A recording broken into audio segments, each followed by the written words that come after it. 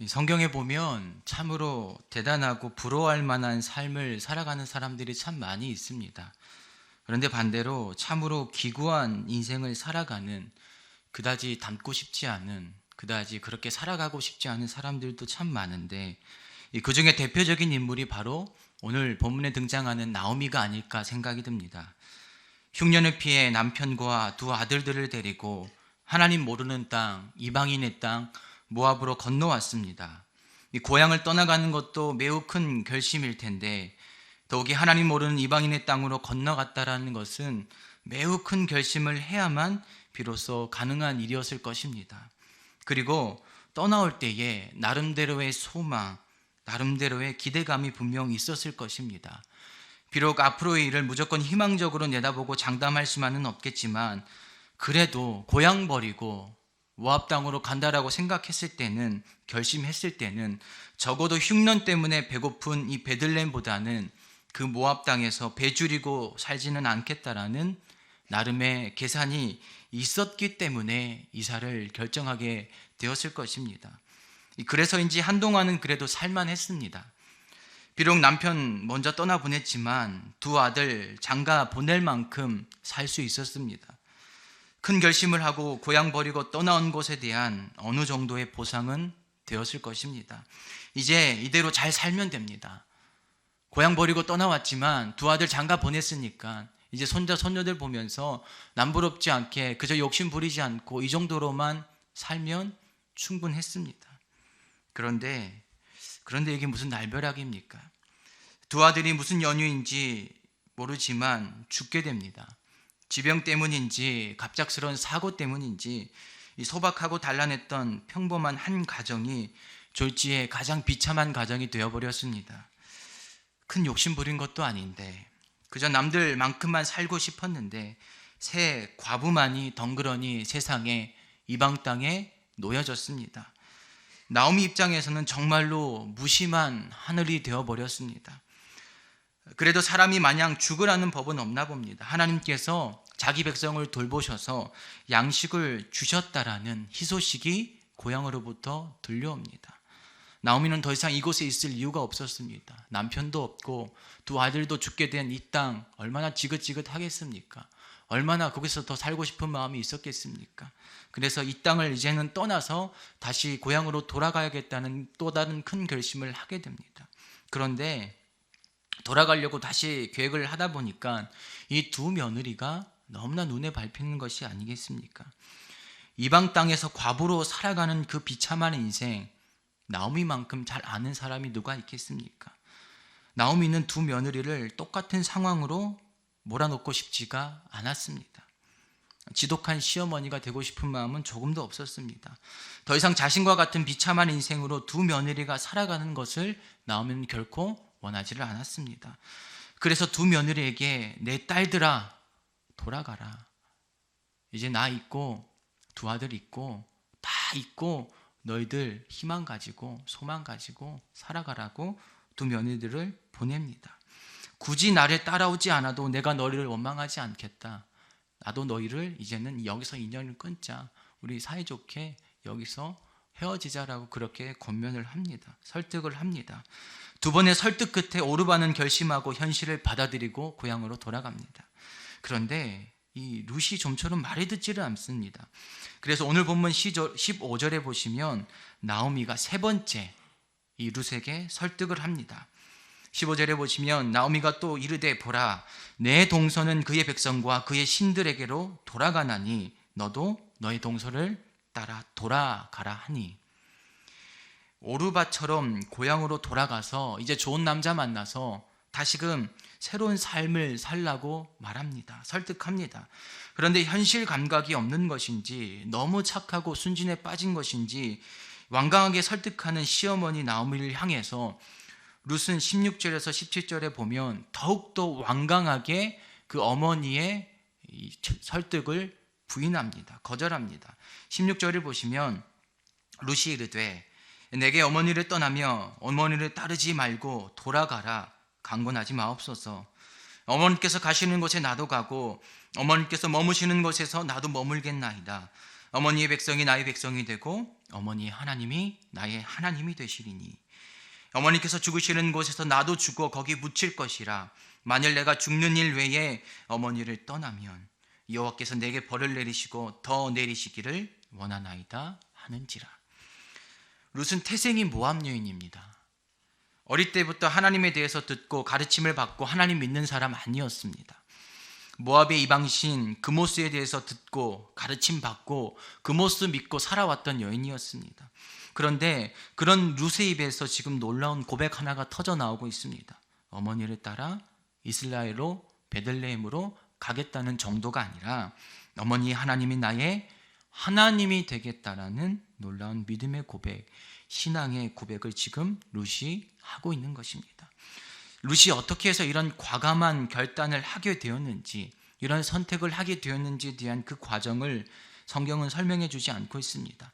나오미가 훌륭한 시어머니였기 때문에 그래서 그 신앙을 본받은 것인지, 아니면 시집와서 어머니로부터 신앙 교육을 받은 것인지, 아니면 남편에 대한 사랑이 너무나 깊었기 때문에 그래서 어머니를 따라가겠다는 그런 마음이 들었던 것인지, 아니면 태생적으로 어릴 때부터 어른을 잘 공경하고 부모님을 잘 공경하는 여인이었기 때문에, 그야말로 효심이 깊었던 여인이었기 때문에 그 어떤 이유인지 정확하게 알 수는 없지만 분명한 사실 한 가지는 룻은 지금 믿음의 고백을 하고 있다는 것입니다. 여기에는 세 가지에 대한 고백이 담겨 있습니다. 첫 번째는 장소에 대한 고백입니다. 어머님께서 가시는 곳에 나도 가겠다고 말합니다. 아무것도 보장된 곳이 없습니다. 가서 뭘 먹어야 될지, 어떻게 살아야 될지, 어느 집에서 살아야 될지에 대한 아무런 보장된 것이 없지만 그냥 어머니 따라가서 노숙을 하게 될지라도, 노숙자로 살아가게 될지라도, 그냥 그 빈들에서 잠을 잘지라도 따라가겠다라고 말합니다. 두 번째는 시간에 대한 고백입니다. 어머님께서 죽으시는 곳에 나도 죽어 묻히겠다고 말합니다. 바꿔 얘기하면 어머니 저 죽어도 따라가겠습니다라고 얘기하는 겁니다. 죽어도 내 고향이 아니라 어머니 고향 땅에서 내가 묻히겠습니다라고 얘기를 하고 있습니다. 바로 어머니와 시간을 함께 하겠다라는 고백입니다. 마지막으로 세 번째, 이것이 가장 중요한 룻의 고백인데요, 그것은 바로 하나님에 대한 고백입니다. 어머니의 하나님이 나의 하나님이 되고 그래서 어머니의 백성은 곧 나의 백성이 될 것이라 말합니다. 이것은 쉽게 말할 수 있는 고백이나 선택이 아닙니다. 효심이 깊어서 착해서 자신의 고향 버리고 시어머니 따라 국적을 바꾸겠다고까지 어쩌면 말할 수 있을지는 모르겠습니다. 아니, 사실 그것도 비현실적인 선택입니다. 그런데 그모스가 아니라 하나님을, 자신이 지금까지 여태 믿고 듣고 가르침을 받았고 훈련받아왔던 자신의 종교였던 모압의 신 그모스를 버리고 하나님 섬기겠다고 말하는 것은 국적을 바꾸는 것과는 비교할 수 없을 만큼 그야말로 비현실적인 선택을 지금 룻은 하고 있는 것입니다. 애초에 며느리들을 향한 이 나오미의 너희들의 땅으로 돌아가라, 나를 버리고 가도 좋다라고 얘기했던 그 권고가 단순히 어머니로서 며느리를 향한 배려의 차원에서 끝나는 것이 아닐 수 있을지도 모르겠습니다. 개인과 개인의 일로 끝나는 것이 아니라, 한 가정의 일로 끝나는 것이 아니라, 그것은 어쩌면 하나님이 오르바에게 그리고 룻에게 말씀하시는 믿음의 시험이었다고 해도 과언이 아니었을 것입니다. 아무것도 바라볼 수 없는 척박한 이방인의 땅으로 가야 하는, 한 치 앞도 예상할 수 없는, 아무도 환대하지 않고 결코 가고 싶거나 가야 할 매력이나 이유를 전혀 알 수 없는, 느끼지 못하는 그런 광야와 같은 땅으로 갈 수 있겠냐고 우리에게 끊임없이 물어보시는 우리에게 물어보시는 그 하나님의 믿음의 시험이 바로 지금 룻에게 이루어지고 있는 것입니다. 그 과정에서 오르바는 떠나갔습니다. 떠나갔다고 해서 결코 아무도 그녀를 삿대질할 수 없을 것입니다. 왜냐하면 그것이 현실적인 선택이었습니다. 나오미가 강제로 며느리를 데리고 너희들은 무조건 나 따라 가서 내 고향 땅에서 무조건 죽어야 된다. 이제 너희들은 우리 집에 시집 왔으니까 끝까지 나 따라가서 나와 함께 하자라고 얘기하는 것이 어떻게 보면 너무나도 매정한 시어머니였을 것이고 오히려 주위로부터 지탄을 받았을 일이었을 것입니다. 그런데 바로 우리의 믿음이, 나의 믿음이 드러나는 자리가 바로 현실입니다. 말씀을 들으며 은혜 받을 때에, 찬양을 하거나 기도를 하며 우리의 손이 저절로 올라갈 때에, 그때의 믿음이 드러나는 것이 아니라 결코 녹록치 않은 세상의 자리, 현실의 자리, 누구나 다 그렇게 살아가는 그 상식의 자리에서 나는 하나님 따르겠습니다라고 고백할 수 있는 그때에 비로소 믿음의 순결한 꽃이 피어나는 것입니다. 룻은 100이면 100, 누구나 다 그렇게 선택할 수밖에 없는 그 현실 속에서 바로 믿음이 무엇인가를 오늘 저와 여러분들에게 몸소 보여주고 있는 것입니다.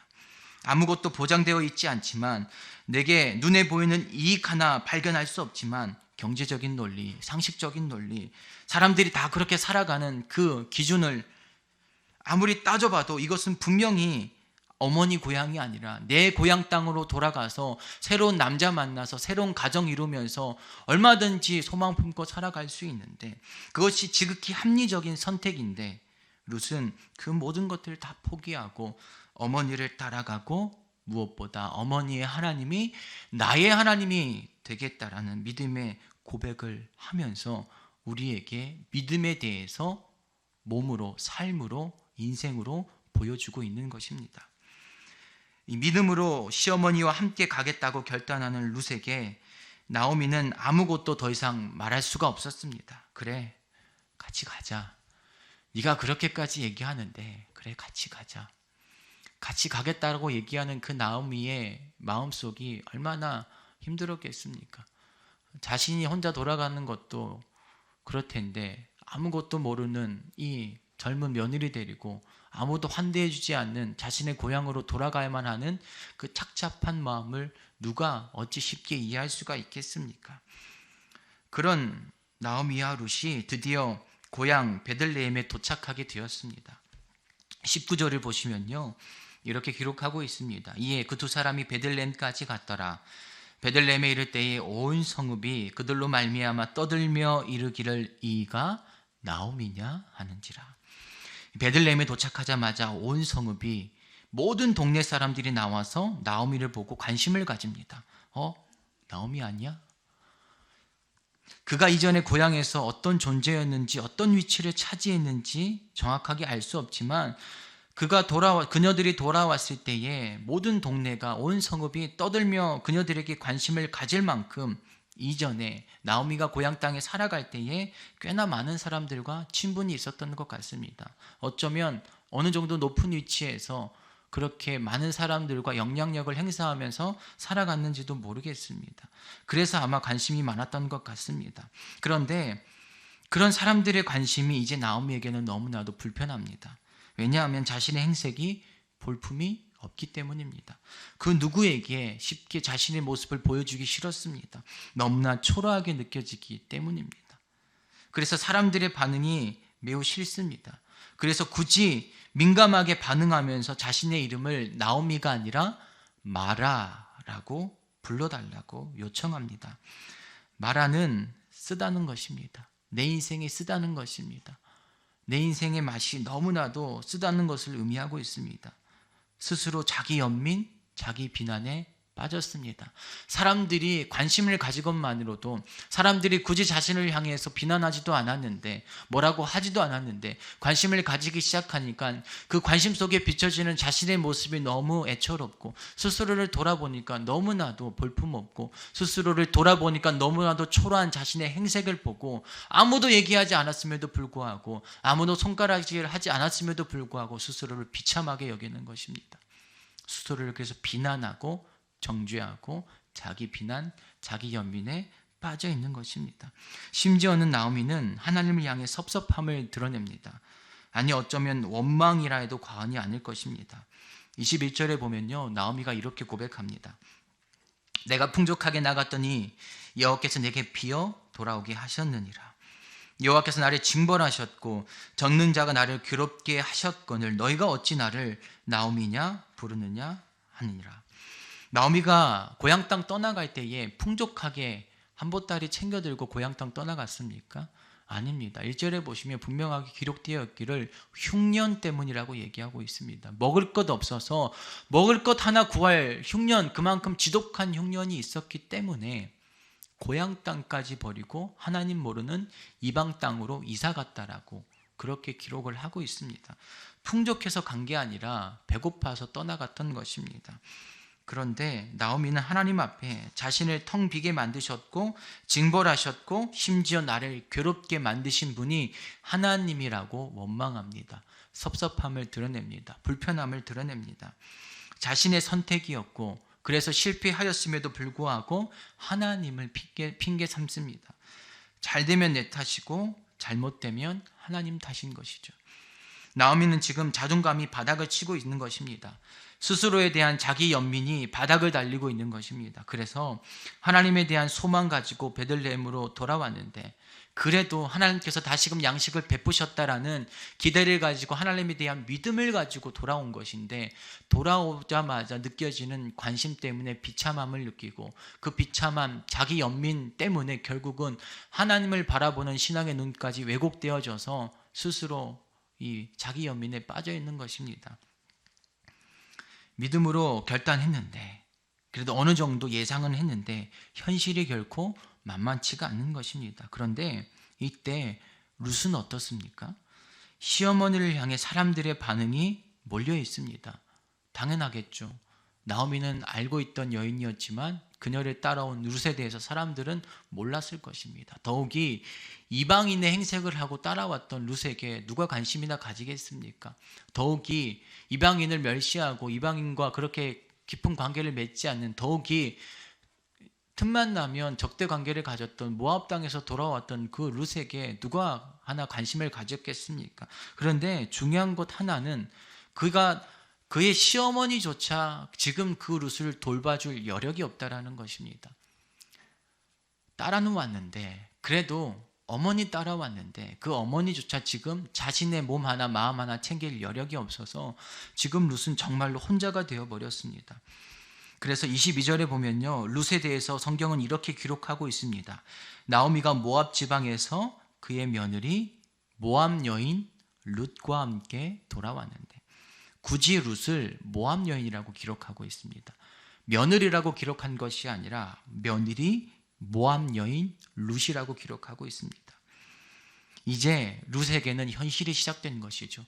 믿음의 결단을 했습니다. 놀라운 탁월한 믿음의 결단을 했습니다. 그런데 상황이 바뀌었습니까? 현실이 바뀌었습니까? 아닙니다. 성경에 기록하기를 그냥 며느리 룻이 아니라 모압 여인 룻이라고 기록하고 있습니다. 이제 나오미가 이방 땅에서 살아왔던 그 비참한 인생을, 그 비참한 인생의 시작을 룻이 시작해야 된다라고 성경은, 현실은 말해주고 있는 것입니다. 아무도 돌봐주지 않고 믿고 따라왔던 어머니조차 이제는 자신을 한탄하면서 연민하면서 비난하면서 살아가고 있기 때문에 룻은 정말로 이방 땅에서 혼자 믿음으로 싸워야 하는 현실이 그녀에게 주어져 있습니다. 현실은 현실입니다. 그럼 이렇게 룻이 믿음의 결단을 했음에도 불구하고 차가운 현실에 끌려다니면서 인생의 막이 끝나야만 하는 것일까요? 22절의 후반부를 한번 보십시오. 1장 22절 후반부를 보시면 성경은 하나님은 분명히 우리에게 이렇게 약속의 말씀을 던지고 계십니다. 그들이 보리 추수 시작할 때에 베들레헴에 이르렀더라. 어느 때라고 기록하고 있습니까? 보리 추수할 때. 풍년을 약속하시는 하나님의 말씀입니다. 믿음의 결단이 일어날 때에 당장 현실이 바뀌지는 않습니다. 우리가 아무리 하나님을 기쁘시게 할 만한 대단하고 놀라운 믿음의 결단을 하였다 할지라도, 그랬다 할지라도 당장 그 뒤에 곧바로 내가 원하는 대로, 내가 바라는 대로 내가 감당할 수 있을 만큼 긍정적인 소망의 이 상황들이 우리에게 곧바로 다가오지는 않습니다. 아니, 오히려 더 광야의 땅으로, 더 척박한 땅으로, 더 험난하고 힘든 현실의 땅으로 하나님은 우리를 이끌고 가십니다. 이제서야 비로소 진정한 믿음의 싸움이 시작되는 것입니다. 그런데 이 현실 속에서 가장 중요한 것은 무엇입니까? 하나님이 함께 하시겠다라는 것입니다. 기억하실지 모르겠지만 설교 전에 찬양하셨던 어부중창단의 찬양의 가사를 보시면 그런 가사가 있었습니다. 하나님이 우리를 기억하신다. 우리의 아픔을 아신다. 함께 하시겠다라는 찬양의 가사가 있었습니다. 바로 이 보리추수 시작할 때 이 메시지가 바로 그러한 메시지입니다. 믿음의 결단 뒤에 찾아오는 것은 긍정적인 상황, 긍정적인 변화들, 내가 할 만한 그런 눈에 보이는 확확 바뀌는 놀라운 역사들이 우리 앞에 기적들이 일어나지 않는다 할지라도 오히려 더 척박하고 비참한 광야의 땅으로 현실 속으로 우리를 인도하신다 할지라도 그 속에서 가장 중요한 믿음의 사실, 진리의 사실 한 가지는 무엇이냐면 하나님이 우리와 함께 하신다라는 사실입니다. 룻은 이제 비로소 진정한 믿음의 싸움이 시작되었습니다. 그러나 하나님은 결코 그녀를 이방 땅에서 모압 여인 룻으로 남겨두지 않으셨습니다. 그녀의 인생을 모압 여인 룻으로 끝나게 만들지를 않으셨습니다. 분명히 약속하셨습니다. 그들이 보리추수 시작할 때에 돌아왔다라고. 많이들 아시겠지만 룻은 예수 그리스도의 계보를 이어가는 다윗 왕조의 계보를 이어가는 이방인의 여인으로서 귀하게 쓰임을 받습니다. 아무도 관심 가져주지 않았던, 심지어 어머니조차 시어머니조차 믿고 따라왔던 그녀조차 자신을 돌보느라 여력이 없었던 그 낯선 이방의 땅에서 룻은 하나님과 동행하는 삶을 우리에게 보여주기 시작합니다. 믿음이란 것이 무엇인지, 믿음의 싸움을 어떻게 싸워 나가야 되는 것인지, 남들이 다 현실을 선택할 때에, 상식을 선택할 때에, 사람들이 다 그렇게 살아가는 그 기준을 선택할 때에 어떻게 하면 우리가 하나님 기뻐하시는 삶을 선택할 수 있는지를 가장 우리의 일상에서 가장 소외되고 외면되어진 그 과부의 인생으로서 우리에게 믿음을 보여주고 있습니다. 저는 이 룻이라는 여인이 왜 우리에게 소중한 인물이라고 생각을 하냐면 우리가 흔히 알고 있는 믿음의 조상들은 훌륭했습니다. 그리고 다들 어느 순간에 높은 자리들을 다 차지하고 나름대로의 능력과 권위와 은사와 달란트를 가지고 힘껏 뽐내며 살아왔습니다. 물론 그것들도 하나님 주신 것이고 그 나름대로의 삶을 살면서 우리에게 믿음의 조상들로 기록되어 있고 우리 또한 그들과 함께 믿음의 길을 걸어가야 합니다. 그러나 그 믿음의 조상을 보고 있노라면 믿음의 벽이 너무 넓지 않습니까? 우리는 일상을 살아가고 있는데 그들은 날마다 기적을 살아가고 있는 것처럼 보입니다. 우리는 현실을 살아가고 있는데 그들은 날마다 하나님의 역사 가운데서 홍해를 가르며 살아가고 있는 것처럼 보입니다. 우리가 아무리 현실 속에서 믿음으로 살아가려고 발버둥 쳐도 내 인생에 과연 홍해 가르는 일이 나타날 것인가? 의심이 들 만큼 우리에게 처해진 현실이라는 것이, 상황이라는 것이 녹록지가 않습니다. 그런데 이 모압 여인 룻은 우리도 공감할 만한, 우리도 충분히 우리네 근처에서 우리네 주위에서 살아갈 만한 가장 일상적인 평범한 보통의 사람의 모습으로서 믿음이 무엇인가를 저와 여러분들에게 보여주고 있다라고 저는 믿습니다. 간절히 소망하기는 이 룻과 같이 현실이 아니라, 상식이 아니라, 세상 사람들이 다 그렇게 선택하는 합리적인 선택, 합리적인 기준이 아니라 하나님 기뻐하실 만한 믿음의 선택의 결단을 통하여서 믿음의 길로 나아가실 수 있는 저와 여러분 되시기를 간절히 소망합니다. 오늘도 여러분들에게 주어진 세상이라는 현실은 냉담합니다. 그리고 상식적으로 살지 않으면, 합리적으로 살지 않으면 정말로 아무것도 보장받을 수가 없는 그런 세상입니다. 우리네 자녀들은 자녀들대로, 청년들은 청년들대로, 젊은 사람들은 젊은이들대로, 또 여러분들은 여러분들대로 각자가 살아가는 이 대한민국의 땅의 현실이 녹록지가 않습니다. 저마다의 문제가 있고 씨름할 것들이 있고 걱정이 있고 현실이 주어져 있습니다. 뚫고 나아가야 될 관문들이 수없이 우리에게 많이 놓여져 있습니다. 오죽하면 이 나라를 보고 헬조선이라고 얘기하겠습니까? 그러나 우리네 입에서 헬조선을 얘기할 것이 아니라 그 헬조선을 살아가는 현실이라는, 세상이라는 우리에게 주어진 이 상황 가운데서 우리는 어떻게 하면 하나님을 바라볼 수 있을 것인가? 우리는 어떻게 하면 현실이 아니라 룻처럼 믿음을 가지고 어머니의 백성이 나의 백성이 되고 어머니 하나님이 나의 하나님이 될 것인가? 그 놀라운 믿음의 고백으로 나아가실 수 있는 저와 여러분 되시기를 간절히 축복합니다. 내게 아무리 능력이 없어도, 자존감이 바닥을 쳐도, 한 치 앞도 바라볼 수 없어도 우리에게 믿음의 고백이 있다라면 하나님은 오늘도 저와 여러분과 동행하시는 하나님 되실 줄을 믿습니다. 우리에게 주어진 세상이 녹록지 않다 할지라도 하나님은 분명히 오늘 여러분들에게 약속하십니다. 내가 너희를 보리추수 시작하는 그 풍년의 땅으로 인도하시겠다. 그 약속의 말씀을 믿으시고 여러분들에게 주어진 현실 속에서 현실을 뚫고 우리에게 다가오시는 그 하나님의 놀라운 손길을 꼭 잡으시고 믿음으로 달려가 싸워 승리하실 수 있는 저와 여러분 되시기를 주의 이름으로 간절히 축복하며 소망하며 기도하겠습니다. 기도하시겠습니다. 하나님 아버지, 우리에게 주어진 현실이 녹록지가 않습니다. 이 아침에 이 새벽에 불어오는 이 쌀쌀한 바람처럼 우리는 어쩌면 날마다 이런 차가운 세상을 살아가고 있는지는 모르겠습니다. 그러나 하나님, 아무리 이 세상이 비참하고 힘든 현실로 우리를 이끌어간다 할지라도 하나님, 그 현실을 뚫고 우리에게 찾아오시는 하나님의 크신 권능의 손을, 그 은혜의 손을, 그 깊은 사랑의 손을 붙잡을 수 있도록 우리를 인도하여 주시옵소서. 나오미가 길을 잃고 헤매고 방황할 때도 하나님은 그녀에게 기쁨의 소식을 들려주셨고 다시금 하나님의 땅으로 돌아올 수 있는 기회를 허락해 주셨습니다. 혹여나 우리가 방황하고 헤매인다 할지라도 아버지 하나님의 너른 품으로 그 약속의 땅으로 다시 한 번 더 믿음의 결단을 통해 달려갈 수 있는 룻과 같은 순결한 아름다운 믿음 우리에게 허락하여 주시옵소서. 오늘도 그렇게 우리와 함께 싸우시며 동행하시는 주 예수 그리스도의 이름으로 간절히 기도드립니다. 아멘.